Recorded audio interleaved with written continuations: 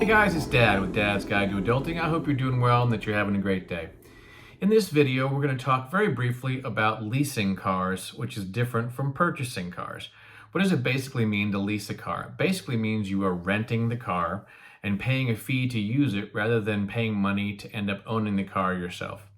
Many car dealers do have leasing arrangements if you want them. The advantages of doing this are that number one, it may end up being cheaper than buying the car. Sometimes the monthly costs to lease are less than the monthly cost to pay off an auto loan. It may give you an opportunity to use the car without having to make an initial large down payment, which you might have to do when you buy the car. It also gives you the opportunity to drive a fancier car than you could actually afford. If you want to drive a very nice higher end car, then leasing it does give you that option where buying it may not be something you could do. There are, however, disadvantages of leasing as well. For example, you don't end up owning the vehicle. All the money that you spent, it just goes down the drain for pure use. You are not doing something where you're paying off an asset that you'll end up owning and be able to resell for some money later. So all those fees just disappear. You may also have to pay extra fees depending on your lease agreement, which may minimize the benefits of the deal. For example, you may have to pay an upfront one-time fee, which reduces the benefit of having a lower monthly rate.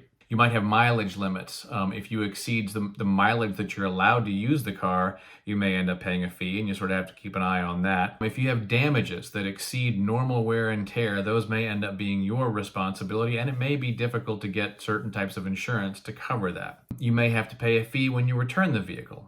Check your lease agreement there as well. And if you drive the car for longer than the warranty periods and the manufacturer warranty expires, you may end up having to pay the maintenance and the repair costs yourself to keep the vehicle in good condition rather than the dealership doing that. Many dealers will give you a rent to own deal where you can end up paying money to rent the vehicle for a period of time, and at the end of that you can spend a certain amount to buy the car. I have, in my experience and reading a good bit about this, that tends to be far more expensive than just buying the car outright. The consensus seems to be it's not a particularly good idea. If you do in fact decide to lease a car, you should consider getting what's called gap insurance.